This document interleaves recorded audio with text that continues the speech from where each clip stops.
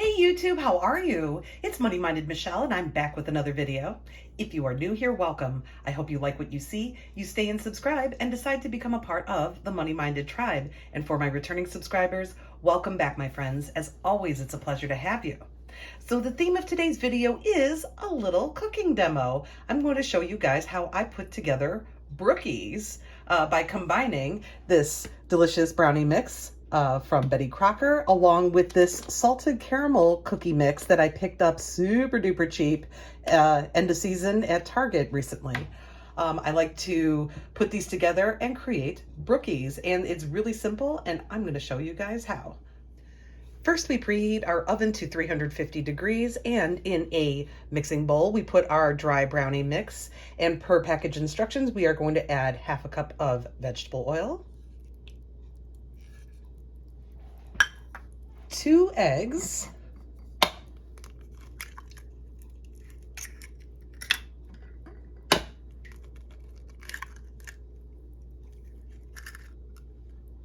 and approximately 2 tablespoons of water.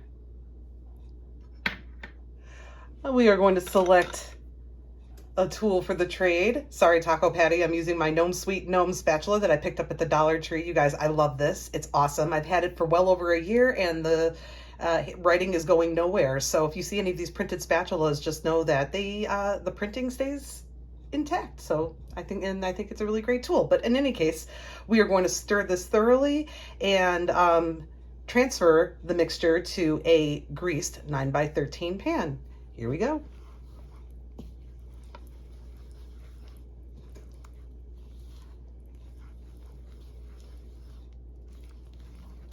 Mixing to combine.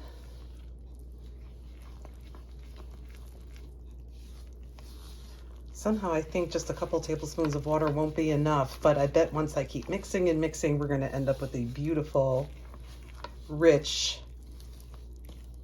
batter. More to come. Okay, you guys, I went against the grain and added a couple more tablespoons of water, and it turned into a beautiful, fudgy, glossy batter ready for our prepared glass baking dish. I have sprayed out, excuse me, while I scooch this in here. And we pour. Isn't that gorgeous? Oh my goodness. And the best part about baking when you're home alone like I am this Friday evening is I get to lick the spatula and bowl myself. Anyway, you guys, I'm going to go ahead and get this all spread out in the pan, and we will work next on the cookie layer. Okay, and now for the cookie layer of our presentation, we have in our now impeccably clean mixing bowl the packet of the salted caramel Betty Crocker cookie mix dry in the bowl. This also calls for 1 stick of softened but not melted butter or margarine. I've got a stick of butter right here ready to go. Coaxing it out. Getting every little bit. Great.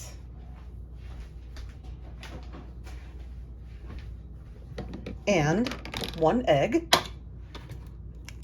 going in. And although, of course, you can just use a spoon to mix this, I am going to use my little hand mixer here and get this together into a smooth, consistent dough shortly.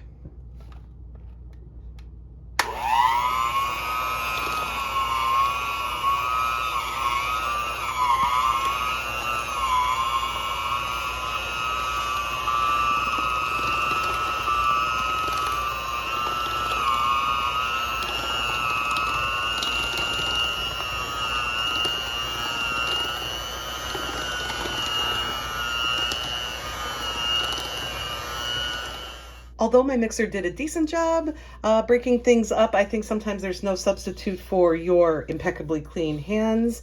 And I'm going to go ahead and kind of knead to combine this just a little bit better and get this going into a smooth, consistent cookie dough. More to follow, folks.